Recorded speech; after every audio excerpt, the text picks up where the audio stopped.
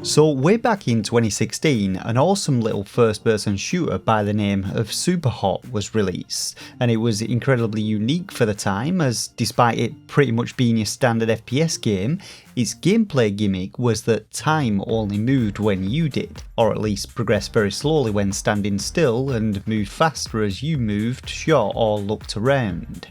The game also saw a sequel with Superhot Mind Control Delete, which built on the original concept, adding in additional features and roguelike gameplay, and they were both great games which I thoroughly enjoyed. Despite its claims of offering FPS action like never before, today's game, SHADOWFRAME, follows a near identical premise. But the question is, does it do it as well as Superhot, and is it worth your time and cash? Well, drop a like, subscribe for more Switch reviews and content, and let's find out. So to kick things off, we get a pretty bare bones main menu offering up 2 gameplay modes for us to select from, and an options menu displaying the controls and a couple of settings for sensitivity and axis inversion, but no gyro controls in this one unfortunately.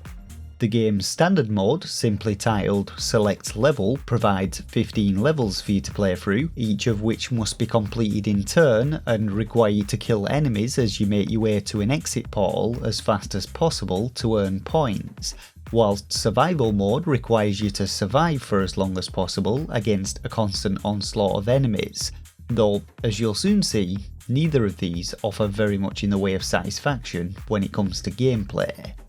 Now, like I said, the main gameplay mechanic that this one revolves around is that of time dilation. Moving, picking up weapons, shooting, attacking or jumping all progress time more quickly, whilst standing still causes time to move at a snail's pace. As was the case with Superhot, you might imagine that this gimmick would lend an element of strategy to the gunplay as you forward plan your movements, utilise the bullet time to take precise shots at your enemies, and switch weapons on the fly to combine both ranged and melee combat into your tactics. But while SHADOWFRAME does indeed allow for all of these things, unfortunately the poor execution of both the mechanics and the levels themselves results in an underwhelming gameplay experience that is far more frustrating than it is enjoyable. To start with, each of the 15 levels takes place in the same wireframe office environments and pits you against the same robotic looking wireframe enemies. And although Superhot also featured a similar visual aesthetic with untextured enemies and environments, the blood red enemies in that game really popped against a plain white backdrop, giving the whole game a kind of stylish memorability, which in contrast SHADOWFRAME fails to achieve.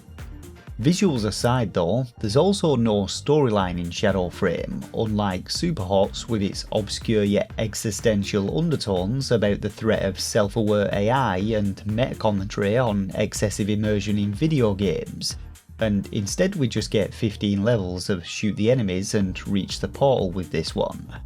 Now, I wouldn't really have had a problem with this if the gameplay had been up to scratch, but unfortunately it isn't.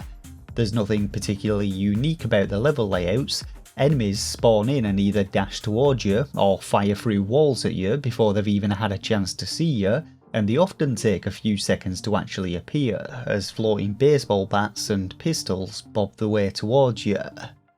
In most of the levels, you're provided with a gun, and it's one-hit kills all the way here, with the enemies shattering into pieces upon impact, which admittedly, just like Superhot, is rather satisfying. However, shooting too close to enemies often results in no hitbox detection and a swift one-hit death for yourself.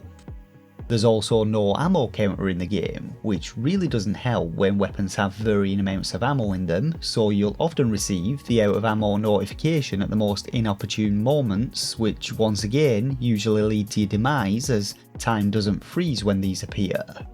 Switching to melee combat by either snagging a baseball bat from a downed enemy or, as a last resort, using your bare fists once again usually results in more one-hit deaths, as the melee combat simply fails to function a lot of times, and I suspect this is due to poor programming with how melee attacks interact with the time slow mechanics, but it's extremely hit and miss as to whether your character actually performs a melee attack, pun definitely intended there.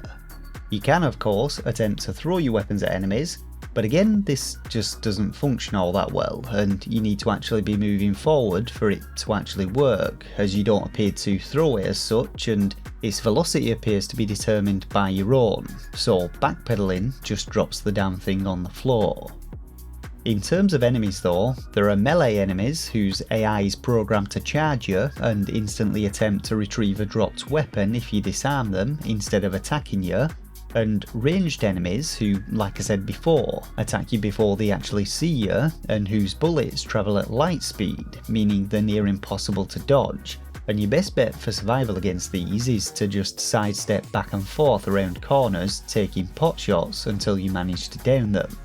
Weapon variety is very limited though, with a pistol, shotgun, baseball bat and buzzsaw blade on offer, none of which really provide any kind of satisfaction beyond seeing enemies shatter into pieces. That is of course if they actually shatter and don't just fly across the screen or start pirouetting like a mad ballerina, and you can't actually utilise anything from the surrounding environment. So overall, combat feels as one-dimensional as it does broken.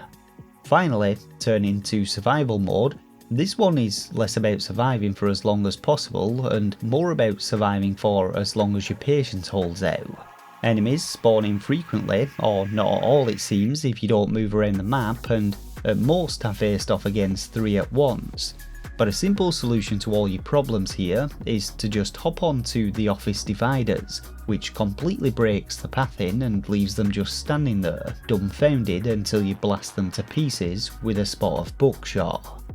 So maybe I went into this one expecting a little too much after experiencing Superhot, but in all honesty I thought it a premise that would be hard to screw up, and perhaps it was the time fiddling mechanics that proved a little too tricky to program for, which could excuse the less than stellar gameplay and the buggy combat. However, the level design could have definitely seen a little more effort put into it, as could the enemy AI, and a few more weapons wouldn't have gone amiss either.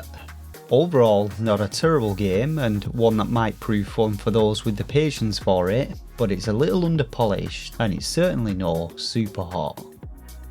That though just about does it for this review of SHADOWFRAME. So are you a fan of Superhot, and will you be checking this one out?